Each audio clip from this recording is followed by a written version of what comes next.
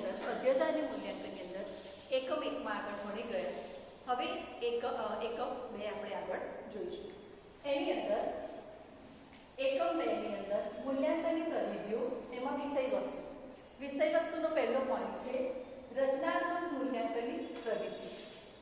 રચનાત્મક મૂલ્યાંકનની અંદર એવું કહે છે વર્ગખંડમાં શિક્ષકનો એક ભાગ છે, જે વર્ગખંડ છે અંદર જે શિક્ષક છે એક ભાગ રૂપે છે અને શાળા કક્ષાએ એ વસ્તુ અધ્યયન માટે એક ભાગ કરે છે. એટલે કે જે પણ તે કાર્ય કરે છે શાળાની અંદર રહીને તે એનો એક મેઇન ભાગ છે શિક્ષકનો.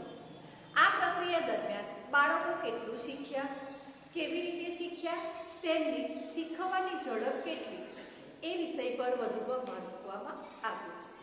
વિષય વસ્તુમાં મદદની જરૂર ક્યારે પડે છે અને વગેરે આકૃતિ શિક્ષક માટે હોવી જરૂરી છે. આની અંદર એવું કહે છે કે જે પણ શિક્ષક જે શીખવે છે એની અંદર કેવું શીખ્યા, કેટલી ઝડપે શીખ્યા અને શું શીખ્યા અને કેવી રીતે શીખ્યા એ મેઇન બાબત છે. અને માહિતીને આધારે શિક્ષકને એનું વર્ગીકરણ માહિતી કરે ત્યારે શિક્ષક પાસે હોવું જરૂરી છે. એનો બીજો પોઈન્ટ છે નાની લેખી સ્વરૂપની સામાન્ય કસોટી.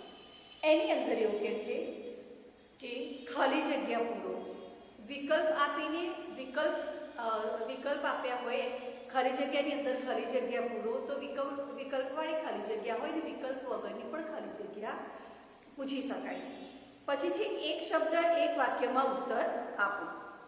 ત્રીજું છે જોડકા જોડો અને ચોથું છે ક્રમ નિર્માણિત પ્રશ્નો. સાચા ક્રમમાં ઘટના બનાવવા વાક્યને ગોઠવણી કરો, કે જે પણ તમે કંઈ વાક્ય બનાવ્યું છે એને સાચા વાક્યમાં ગોઠવો. કૌંસમાં અ, બ, ક, ડ માંથી સાચું કારણ શોધી એની નીચે અંડરલાઇન્સ કરો, નીચે લીટી કરો અને 1-2 શબ્દોમાં ઉત્તરવાળા પ્રશ્નો જેવા કે દાખલા તરીકે વનસ્પતિનો કયો ભાગ તેનું રસોડું છે 2, આપનું શરીર મુખ્ય કેટલા ભાગમાં વહેંચાયેલું છે વગેરે જેવા આપણે 1-2 શબ્દોમાં ઉત્તરવાળા પ્રશ્નો પૂછી શકીએ છીએ વિદ્યાર્થીઓ. ત્રીજું છે યાદી બનાવો કે ફકરો લખો. તો વિદ્યાર્થી જ્યારે યાદી બનાવે છે ત્યારે કઈ કઈ બાબતો ધ્યાનમાં રખાય? તો મૂળભૂત હકોની યાદી બનાવો, વર્ગખંડની અંદર એવું આપી શકાય. ગ્રાહકના અધિકારો તેમજ ફરજોની યાદી બનાવો. ત્રીજું, કઈ ઘટના કે સમ્રાટ અશોકનું હૃદય પરિવર્તન થયું તેના વિશે પણ તમે યાદી બનાવી શકવાનું વિદ્યાર્થીને કહી શકો છો. અને ચોથું, યાદી ચાર્ટના સ્વરૂપે શિક્ષકના કાર્યમાં કઈ કચાશ હોય તો તે શિક્ષકે તે લોકોને દૂર કરવાની રહેશે. ચોથું, વર્ગ કાર્ય. તો વિદ્યાર્થીઓને જ્યારે તમે વર્ગ કાર્ય આપો છો વિષય વસ્તુની સાચી સમજ તેનું પ્રશ્નોત્તરી દ્વારા મૂલ્યાંકન કરો. વર્ગ કાર્યની નોટબુક કેવી રીતે જાળવવી તે વિદ્યાર્થીને શીખવો. શિક્ષક વિદ્યાર્થી સમેત થઈને સ્વાધ્યાયન કાર્ય આપવું જોઈએ, કે શિક્ષકે વિદ્યાર્થીને જોઈને જ તેનું સ્વાધ્યાયન કાર્ય આપવું જોઈએ અને એ કાર્યનો બોજ ના વધે તે માટે તે લોકોને અમુક લેવલ સુધીનું કાર્ય આપવું જોઈએ, કે ભાઈ વધારે પડતું પણ સ્વાધ્યાય સારું નહીં બાળકો માટે. એટલે એ લોકોના બુદ્ધિઆંક પ્રમાણે તે લોકોને સ્વાધ્યાય કાર્ય આપવામાં આવે છે. અને પાંચમું, સ્વાધ્યાયન કાર્ય. સ્વાધ્યાયન કાર્યમાં કહે છે નિયમિતતા, સ્વચ્છતા, મૌલિકતા જેવા મુદ્દા લખાવવા, પ્રશ્નો સમજવા, સામાજિક શક્તિ, તર્ક શક્તિ, વિચાર શક્તિ વગેરે, મૌલિકતા શક્તિ વગેરેનું આયોજન કર્યું છે. અને સુદૃઢીકરણ દ્વારા તેમને પ્રેરક તેવું ગ્રાહક કાર્ય આપી શકાય. સામાન્ય રીતે જોવા જઈએ તો જ્યારે તમે સ્વાધ્યાય કાર્ય આપો છો ત્યારે તે કાર્ય કેવું હોવું જોઈએ?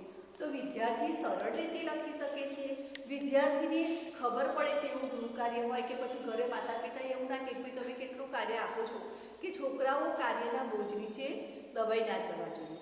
એટલે એ લોકોને બુદ્ધિઆંકપૂર્વક જે પણ સમજાવ્યું છે તેટલું જ કાર્ય આપવું, એ લોકોને કરી શકે દિવસ દરમિયાન એટલું જ ગૃહ કાર્ય આપવું જોઈએ. છઠ્ઠું, પ્રાયોગિક કાર્યની સોંપણી કરવી. પ્રાયોગિક કાર્યની સોંપણી માટે વિદ્યાર્થી શિક્ષકમાં એવું કે છે વિજ્ઞાનમાં વિવિધ વનસ્પતિઓ પર પ્રયોગ કરાવવો. એ લોકોને વિવિધ વનસ્પતિઓ પર પ્રયોગ કરવામાં હાથ લેવો જોઈએ. તેમાં મેદાન, જુદા જુદા પદાર્થો વગેરે જેવી જાણકારી હોવી જોઈએ. વર્ગખંડની અંદર માપન કરવું અને ક્ષેત્રફળ, ઘનફળ, પરિમિતિ શોધવાનું કહેવું વિદ્યાર્થીઓને. અને વિજ્ઞાન વિષયમાં પ્રયોગ વર્ગખંડમાં વિવિધ પ્રયોગોનું સ્વરૂપ નિદર્શન કરવું. પ્રયોગ કરવા માટે વિદ્યાર્થીઓને તમે જે પણ તે કાર્ય આપો છો તે વનસ્પતિ કે ગમે તે પર્યાવરણને લગતું હોવું જોઈએ. 7 રૂપક નાટક એકપાત્રીય અભિનય દ્વારા કરાય. વિદ્યાર્થીઓને જીવન પાત્રો, ઘટના, ઐતિહાસિક પાત્રો બનાવવા અને પર્યાવરણ બચાવો વિષય પર સુંદર ચાર્ટ તૈયાર કરી શકો છો. સંવાદોની રચના સરસ રીતે કરી શકાય. જે પણ તે રચના કરે છે એ રચના સચોટ લાગે તેવું હોવી જોઈએ. ચોક્કસ રીતે નાટકો સંદેશો આપે તેવા નાટકો વિદ્યાર્થીઓને કરાવવા જોઈએ. પછી હું ઓક્સિજન છું, હું સમ્રાટ અશોક છું, હું રોકડિયો પાક છું એવા એકપાત્રીય અભિનય પણ તમે કરાવી શકો છો. બંદર યોજના, સરોવર યોજના, નદીઓ અથવા પાકો, ઉદ્યોગો, પ્રાદેશિક લોકજીવન પ્રસંગ વર્ણવવો જોઈએ કે જે તમે સરોવરો ઉપર કે પછી વનસ્પતિ, પાક વગેરે ઉપર તમે કોઈ એક પ્રાદેશિક લોકજીવનનું પ્રસંગ વર્ણવવો જોઈએ કે જે લોકજીવન પ્રાદેશિક લોકજીવન પર આધારિત હોય તેવું. પછી કે જે પર્યાવરણ વસ્તુ એની અંદર કહી શકાય કે એકપાત્રીય અભિનય દ્વારા તો એની અંદર એવું કે છે કે વસ્તી, બેકારી, બેટી બચાવો, જળ બચાવો, વૃક્ષ બચાવો, આતંકવાદ જેવા વિષયો પર શેરી નાટકો રચી શકાય છે કે જેથી વિદ્યાર્થીઓ તથા ગ્રામ લોકોને આના વિષય વધારે ખબર પડે. બાળકો દ્વારા આપણે આ કરાવી શકીએ છીએ. 8 સૈદ્ધાંતિક જ્ઞાનના આધારે માહિતીનું વર્ગીકૃત કરવું. તો એની અંદર એવું કે છે કે જ્યારે શોધ અને સંસ્કૃતિ, સૂત્રો, આકૃતિ, સમીકરણો અને ખેતીના પ્રકારો જેવી ઘટનાઓ અને સાલ, જમીનોના પ્રકારો, વિવિધ પ્રકારો જેવા કે વર્ણન કરીએ અને કવિ, લેખકો અને તેમની કૃતિઓ દર્શાવી શકાય છે. તારવેલા સિદ્ધાંતોનું વર્ગીકરણ માહિતી ચાર્ટ દ્વારા દર્શાવી અને પૂરતું હોય માહિતી શિક્ષકે પૂર્ણ કરવાની રહે છે.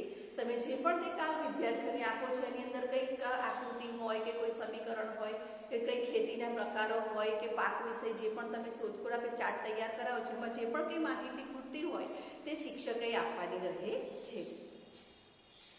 9 અવલોકન.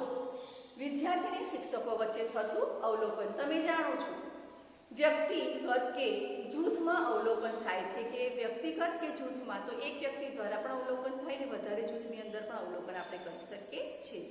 નિરીક્ષણ દ્વારા થઈ શકે છે. વ્યક્તિના વિવિધ પાસાનું અવલોકન થઈ શકે છે કે વ્યક્તિ જે પણ કંઈ કાર્ય કરતો એનું વિવિધ પાસાનું અવલોકન શિક્ષક કરી શકે છે. શિક્ષકના પૂર્વગ્રહ, પક્ષપાત, અનુમાન આધારિત કરે અવલોકન હોય કે જે જ્યારે અવલોકન શિક્ષક કરે ત્યારે એમાં પક્ષપાત હોવો જોઈએ નહીં વિદ્યાર્થી પ્રત્યે. તેથી શિક્ષક દ્વારા તટસ્થ, અનાથલક્ષી અને પૂર્વગ્રહલક્ષી મૂલ્યાંકન થાય તે જરૂરી છે. એટલે તટસ્થ એટલે કોઈ પણ સ્થિર કે વ્યવસ્થિત અવલોકન થવું જોઈએ, એમાં પક્ષપાત હોવો જોઈએ નહીં. અને આત્મલક્ષી એટલે પોતાની પૂર્વગ્રહ એટલે કે જે પણ જે આત્મલક્ષી રીતે કરે છે કે ના ભાઈ અમે અવલોકન કર્યું તે સાચું જ છે અને જે પણ હું અવલોકન કરીશ એ સારું જ થશે. 10 પ્રોજેક્ટ કાર્ય દ્વારા મૂલ્યાંકન. તો પ્રોજેક્ટ કાર્ય દ્વારા મૂલ્યાંકન કઈ રીતે કરી શકું? તો એક અગત્યનું પાસું એ છે કે સીધી રીતે સતત મૂલ્યાંકન થતું રહે છે. કેટલાક અંશે સૈદ્ધાંતિક હેતુઓ સિદ્ધ થાય છે અને સમસ્યા કે વિષય વસ્તુની પસંદગી સભ્યો દ્વારા થયેલું પ્રાથમિક અવલોકન અને સભ્ય વચ્ચે પ્રયત્નની ગુણવત્તા ક્ષેત્ર કાર્ય માહિતીની આધાર ગોઠવણી કરે છે. અને માહિતીની ગોઠવણી અને પ્રોજેક્ટ કાર્યની રજૂઆત સમગ્ર અહેવાલ લખવો. આની અંદર એવું કહે છે કે તમે જે પણ કાર્ય કરો છો પ્રોજેક્ટ કાર્યમાં કે પૂરેપૂરી માહિતી હોવી જોઈએ, એનું સચોટ કાર્ય હોવું જોઈએ. તમે જે પણ કંઈ કાર્ય આપો છો પ્રોજેક્ટની અંદર એ વિદ્યાર્થી રસપૂર્વક કરે તે માટે શિક્ષકે તેની વધારે માહિતી આપવી અને જોઈએ. માહિતી ગોઠવણી એ કઈ રીતે કરવી તે પણ શિક્ષકોએ વિદ્યાર્થીને શીખવવું પડે. અને પ્રોજેક્ટ કાર્ય રજૂઆત સમગ્ર અહેવાલ લખવો જોઈએ કે જે પ્રોજેક્ટ કાર્ય કર્યું છે એને સમગ્ર અહેવાલ સચોટ અને ટૂંકમાં અને સારી રીતે વિદ્યાર્થી લખે તેવો હોવો જોઈએ. તો વિદ્યાર્થી મિત્રો, આપણે કોર્સ 1 ની અંદર બીજું ટોપિક આપણે જોયું છે. એમાં મેં તમને અત્યારે વિષય વસ્તુના 10 મુદ્દા સમજાયા છે. એ તમારે વાંચવાના રહેશે અને બીજું આગળના ક્લાસમાં સમજાવીશ.